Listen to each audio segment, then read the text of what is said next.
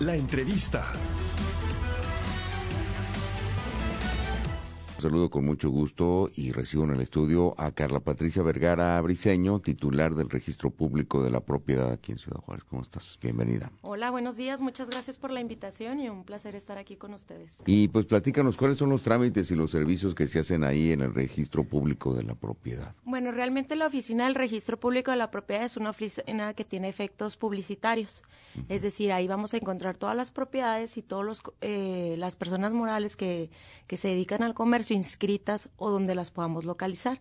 Okay. Entonces, sin embargo, hay trámites que para la localidad pueden ser muy útiles, y queríamos venir a invitarlos a, pues primero que sepan que realizamos esos servicios y después que pues sepan y tengan la tranquilidad de que es un trámite que se lleva con nosotros en el que se les da asesoría. Por ejemplo, hablando de los testamentos hológrafos. Okay.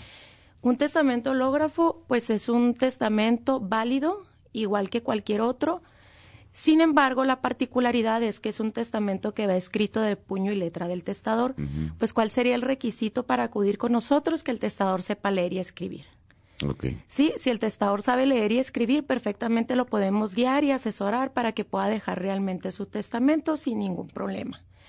Ese testamento, a pesar de la tan conocida campaña del mes del testamento, en el Registro Público de la Propiedad lo recibimos todo el año, sin importar que no sea el mes de septiembre. ¿Cuál es la particularidad del mes de septiembre? Pues es que tiene un 50% de descuento. Okay.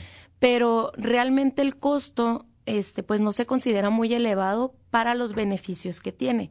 El costo durante todo el año es de 862 pesos. Okay. Entonces, lo único que necesita la persona es llevar sus 2 escritos de puño y letra del testador. El registrador se percata que realmente sea la voluntad o realmente lo que está escribiendo o plasmando en sus escritos, pues sea lo que quiere dar a entender para que no vaya a haber una confusión cuando ya no haya posibilidad de hacer alguna modificación. O sea, sí tiene que llevar identificaciones para demostrar quién es.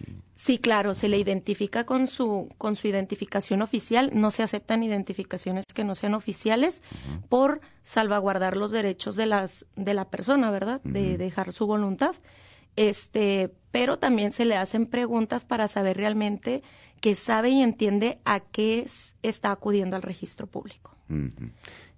Por ejemplo, si la persona va, es una persona ya grande y va y lleva a lo mejor a sus hijos y los hijos son los que... Él lo que quiere decir es esto y se adelantan y la persona que está ya se da cuenta, podría invalidarlo, podría no permitirle. No, de hecho el testador entra solo entra solo, sí. Okay. Puede llegar acompañado, sin embargo, al cuestionario y a cuando se le está brindando el asesoramiento está solo. Ajá. No se permiten acompañantes. ¿Y es tal cual puño y letra o es un decir y a lo mejor ya lo lleva escrito que lo escribió en computadora, lo imprimió y luego ya le hacen preguntas confirmando que efectivamente lo que dice ahí es su voluntad? No, es de puño y letra. De puño y letra. De hecho, verificamos que la letra, pues la caligrafía coincida con lo que él, porque aparte él ahí llena información. Okay. Entonces verificamos que realmente sea él, que realmente sea su voluntad. Le explicamos el contenido de lo que él plasmó, porque muchas veces podemos escribir algo, sin embargo no alcanzamos a entender cuál es el alcance jurídico que pudiera llegar a tener eso que yo estoy escribiendo. Entonces tratamos de darle pues una asesoría, decirle, usted está escribiendo esto y quiere decir esto, usted está de acuerdo con esa voluntad. Okay. Incluso hay veces que ahí mismo se cambian los documentos porque él dice, no, es que a lo mejor pues me sentí presionado, realmente no quería decir eso, o hay veces que ponen condiciones que no pueden ser permitidas. Entonces también eso se les explica pues que realmente no se va a dar cabal cumplimiento porque simplemente pues no va a estar apegado a derecho. ¿Cuánto cuesta este testamento? Ese testamento durante todo el año cuesta 862 pesos. Okay. ¿Se puede modificar? Se puede modificar las veces que el testador lo desee. La particularidad del testamento es que el último testamento que yo haya dejado en vida va a ser el que tiene validez. Ajá. No hay otro. Yo puedo cambiar de decisión las veces que yo quiera. Si yo quiero cambiar de decisión cada mes, lo puedo hacer sin ningún problema. Entonces, teniendo el conocimiento, pues, de que el último que yo deje va a ser el que tiene validez. También hay veces que las personas consideran que tienen que dejar un inmueble en un testamento o que los testamentos se dejan por inmuebles. Entonces, también ahí les tenemos que aclarar que si deja un inmueble en un testamento y posteriormente deja en otro en el segundo testamento, pues puede ya que nos veamos en una situación de inmuebles en los que hayan quedado intestados como la gente lo conoce y que realmente pues de ahí se vaya a tener que abrir una sucesión o abrir la sucesión para ver quién va a ser el heredero de esos bienes. Entonces, tratamos de cada caso es muy particular, cada persona tiene unas dudas muy específicas sobre, pues todas las personas vivimos una situación distinta. Entonces tratamos realmente de que cuando se le da el espacio a la persona, porque se le da una cita para atenderlo, pues que realmente se vaya sin dudas y que realmente entienda lo que está haciendo, por qué lo está haciendo y el alcance jurídico que va a tener. ¿Verdad? Sobre todo eso se me hace muy interesante. Carla, ¿qué otros servicios ofrece? Bueno, también algo que antes de concluir con el testamento es bien importante que la gente entienda que no necesitan de una asesoría externa, porque hay veces que prácticamente la gente paga lo mismo que pagaran como si fueran con un notario público. Entonces este testamento pues es más económico que el del notario público. Entonces, pues no tiene ningún caso que paguen una asesoría externa y les cobren prácticamente lo mismo que les está cobrando. Cuando se trata de este testamento. O sea, que no hay necesidad de pagar una asesoría adicional. ¿Por qué? Porque en el registro público se la vamos a brindar con muchísimo gusto. Muy bien. ¿Sí? Perfecto. Entonces, ¿qué otros trámites también se pueden hacer ahí? Y que, me decías fuera del aire, hay algunos trámites que incluso no tienen ningún costo. Bueno, pues lamentablemente todos los trámites tienen costo, sí. Hay algunos trámites que tienen un poquito más o menor costo dependiendo de lo que vayamos a hacer. Pero otra cosa que considero importante que la población sepa es que nosotros podemos ratificar la voluntad de las personas para constituir patrimonios familiares. El patrimonio familiar ay, se me fue la palabra. Es la necesidad que tengo para salvaguardar la habitación de mi familia. Entonces, si yo veo o tengo a lo mejor siento alguna necesidad de decir, en esta casa voy a habitar con mi familia y mi familia está comprendida por mis hijos, mi cónyuge y no sé, alguno de mis nietos del que me hago cargo, bueno, entonces voy a constituir un patrimonio familiar para que si algo sucede, ya sea que tengo algún un requerimiento de cobro del que no tengo conocimiento ahorita, pero que pudiera llegarse a dar, bueno, yo ya sé que la habitación de mi familia va a estar salvaguardada con ese derecho. Entonces, ese derecho se constituye ahí con nosotros directamente, cuesta 1,300 pesos aproximadamente, y también la persona los propietarios del inmueble acuden al registro público y nada más nos manifiestan en favor de quien se realiza el patrimonio familiar. Pero tiene que estar libre de gravamen. Forzosamente tiene que estar libre de gravamen. Y comprobar que efectivamente así es. Comprobar o más bien manifiestan bajo protesta de decir verdad que a la fecha desconocen que tengan algún adeudo, que también es importante, o un requerimiento de cobro en proceso. Entonces eso es muy importante. Si ya tienen el requerimiento, ya sí, no si ya se tienen puede. el requerimiento de cobro, pues yo les recomiendo que ya no lo vean como una posibilidad para sus familias. ¿Por qué? Porque pues ya ellos manifiestan bajo protesta de decir verdad que no tienen adeudos, entonces pudieran incurrir en alguna pena. ¿Qué es lo que sucede cuando no se, volviendo un poquito al tema del testamento, cuando no se deja un testamento y queda una vivienda?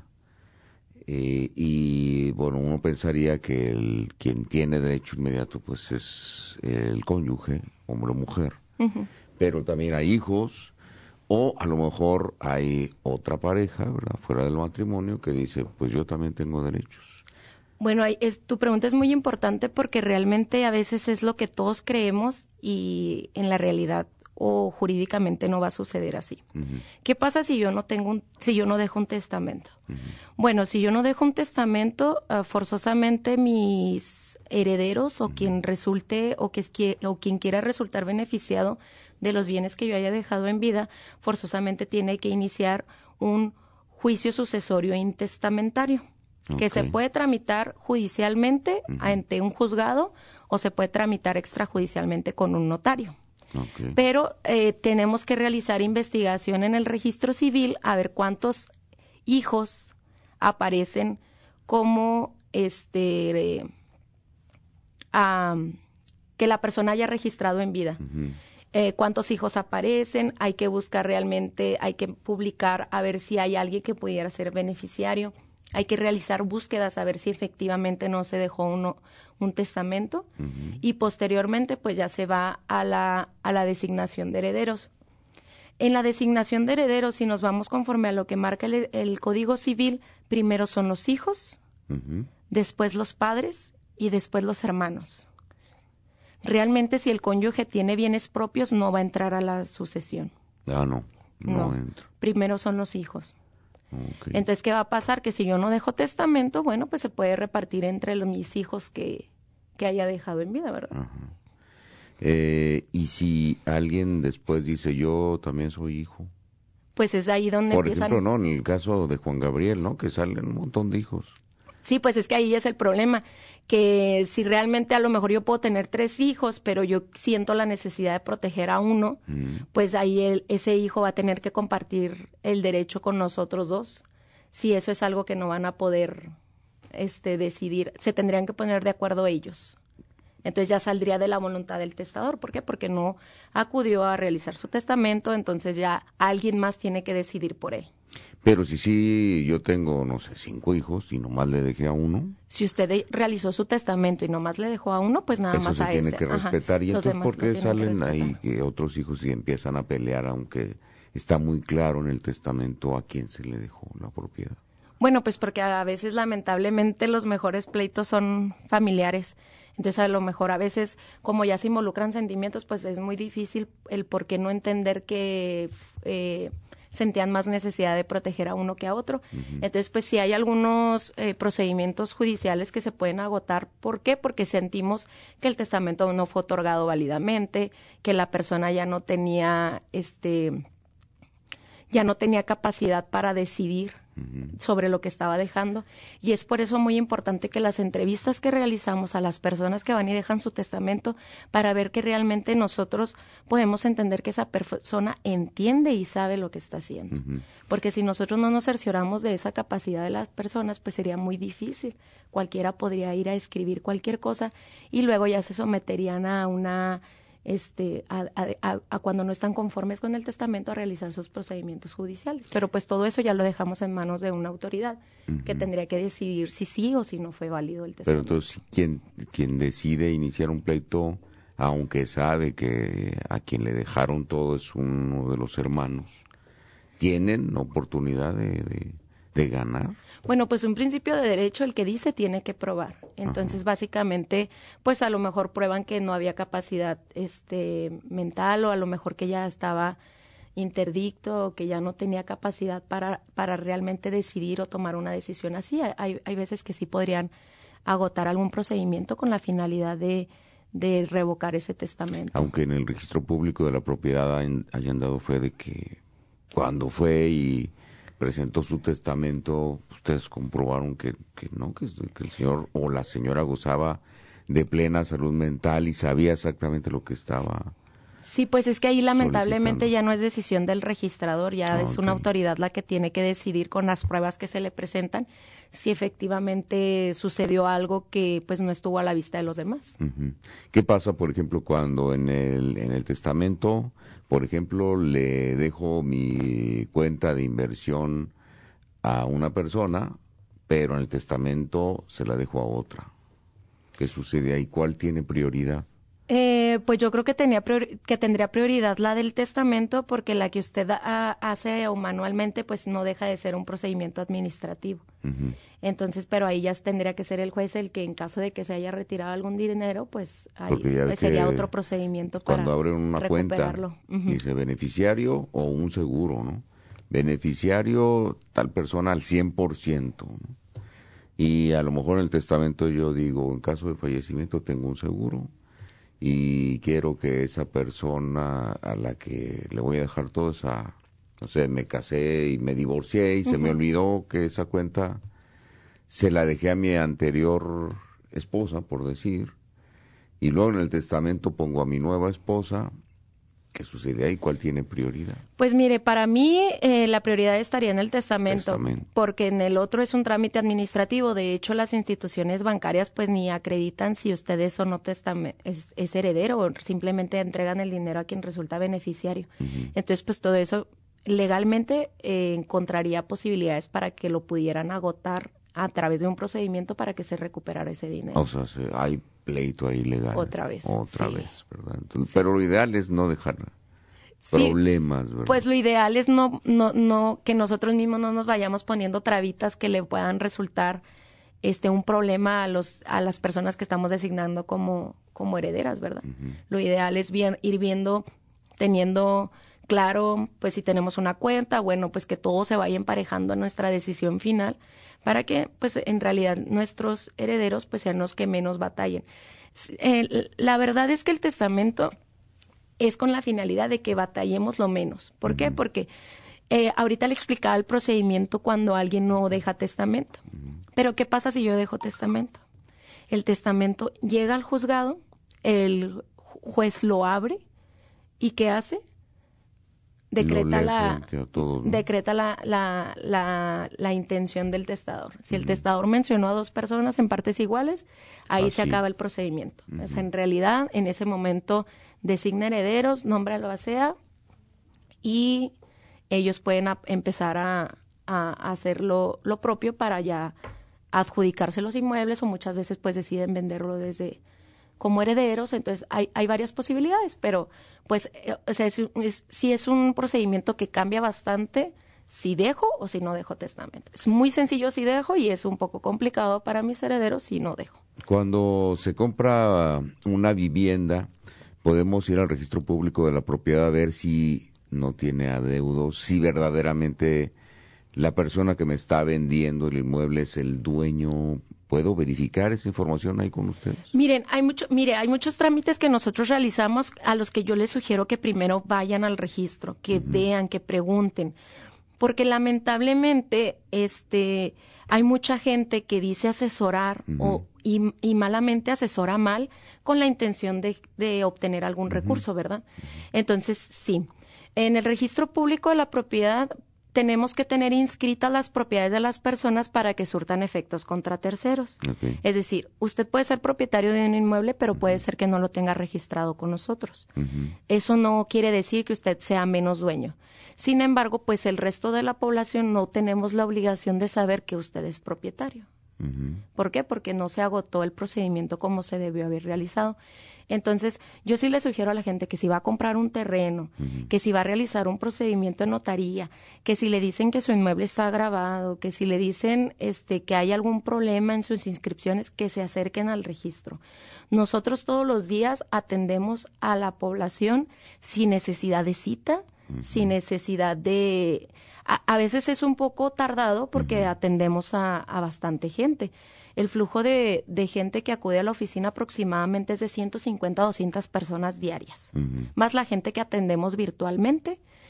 Entonces, sí es importante que sepan que pueden acudir, que pueden preguntar, que vamos a tratar de darles la mejor asesoría para que no vayan a caer en algún fraude o en alguna necesidad pues de estar pagando mucho dinero con la intención de arreglar sus problemas. Yo puedo ir personalmente, no necesito de un abogado para acceder a los servicios del registro público. No, los servicios son públicos, usted puede ir.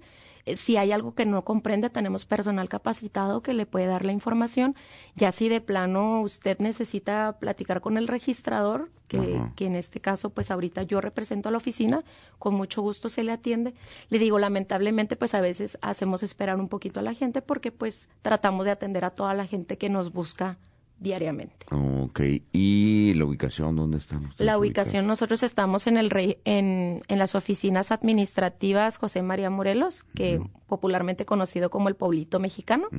Estamos por el acceso B, entonces pues estamos en un horario de 9 a 3 con atención al público y pues los invitamos a que cualquier duda que tengan, hay cosas que nosotros podemos ayudarles desde ahí para que no les genere un alto costo para sus familias. Costos extras, ¿verdad? Sí. O sea, hay cosas que puede uno ir a hacer directamente. Sí, por ejemplo, mire, nosotros manejamos un trámite que son la caducidad de las inscripciones.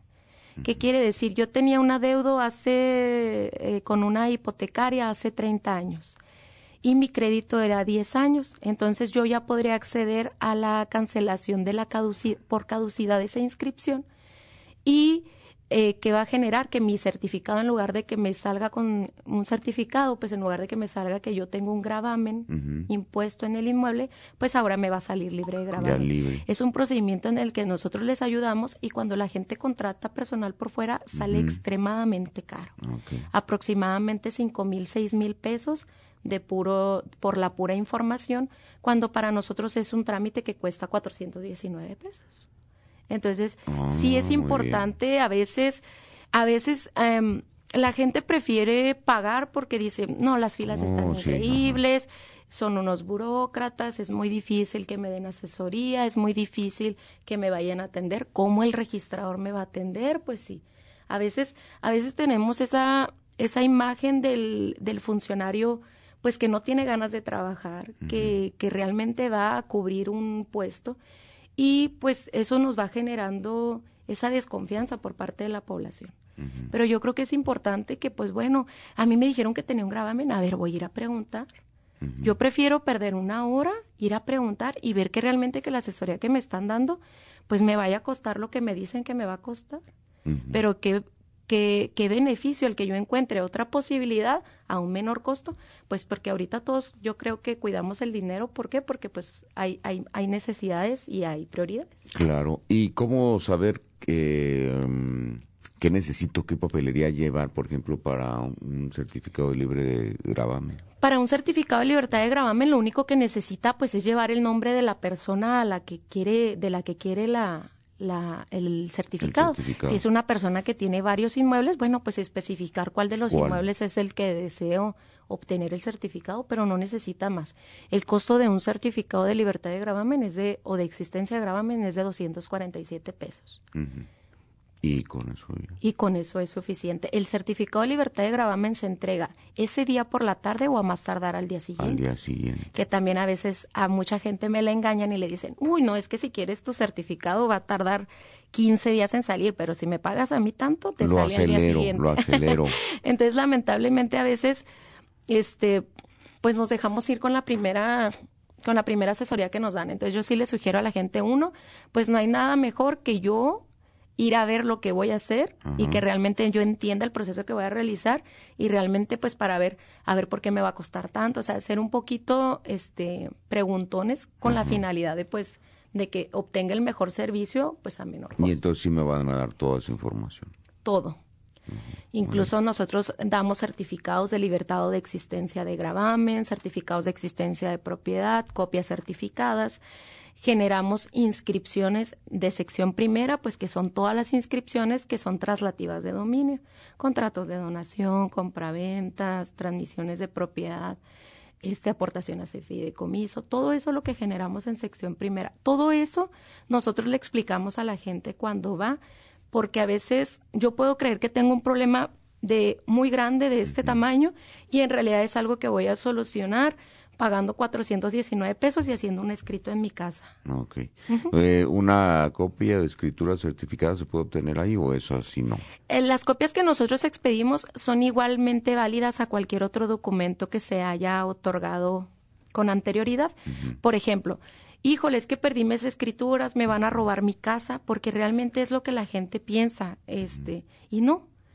Bueno, perdió sus escrituras, no se preocupe, señora, mire, pague una copia y tiene la misma validez esa copia certificada que le voy a dar a la que usted perdió. O sea, ¿puedo ir directamente ahí, al Registro Público de la Propiedad, a sacar una copia certificada? Sí. O sea, no tengo que ir a un notario. No, todo lo que está registrado nosotros lo podemos expedir. Ajá. Todo lo que está registrado y que se quedó su archivo en la oficina, nosotros podemos expedir la copia certificada. ¿Y la copia certificada de escrituras cuánto cuesta? La primera hoja cuesta 141 pesos y las hojas subsecuentes 19 pesos. 19 pesos, así que dependiendo del fajo. Dependiendo de la cantidad de hojas que estén en el documento con el que yo acredito la titularidad del derecho, va a ser el costo. Y ahí sí tengo que acreditar que soy el dueño, ¿no? No, como es un registro público, pues la copia se le puede proporcionar a cualquier persona. Yo puedo sacar las copias de su casa. ¿Sí? Si yo pago, sí. Y eso no quiere decir que porque yo traiga su copia pues yo tenga algún derecho. Dueña. Ajá. Okay. Se supone que eso pues ya lo vamos a agotar cuando vayamos a realizar un procedimiento. Por eso es bien importante que la gente realmente, si no le entiendo al documento, porque no todos pues tenemos a lo mejor la misma, nos dedicamos a lo mismo, ¿verdad? Entonces, si yo no le entiendo un documento, no porque llegue Pedro Pérez con la copia certificada de la casa, pues quiere decir ya que es sea mía, de así ella. que salte, desaloja. Exactamente, por eso es bien importante, pues no caer en pánico, preguntar y asesorarnos, y pues qué mejor que se asesoren en el registro público, porque pues la asesoría no va a tener costo. Y pues ya nosotros le vamos a indicar, es algo que podemos hacer aquí con usted, o sabe qué, forzosamente necesitamos mandarlo con alguien, o que usted busque a alguien. Pero bueno, ya lleva una asesoría y pues no va en blanco, ¿verdad? No va en blanco. Eso es lo más importante. Entonces, por eso le digo, a veces, como usted me preguntaba ahorita, es bien importante que, oiga, es que a mí me va a vender Juan Pérez. Oiga, pero pues Juan Pérez aquí yo no tengo nada, ¿verdad? Entonces, no quiere decir que no tenga la legítima propiedad. No quiere decir que no tenga derechos, pero vamos a ver qué le hace falta a Juan Pérez para venderle. Ok. Muy bien. Pues muchísimas gracias. No, gracias a ustedes por el espacio. Muchas gracias, Carla. Patricia Vergara Briceño, titular del Registro Público de la Propiedad en Ciudad Juárez. Visítelo en Pueblito Mexicano, acceso B. Sí, ahí, en un horario de 9 a 3. De 9 a 3, no necesitan cita. No necesitan cita. Perfectamente, muchas gracias. 8:29, pausa y regresamos. Los acontecimientos más impactantes del mundo en voz de nuestros corresponsales.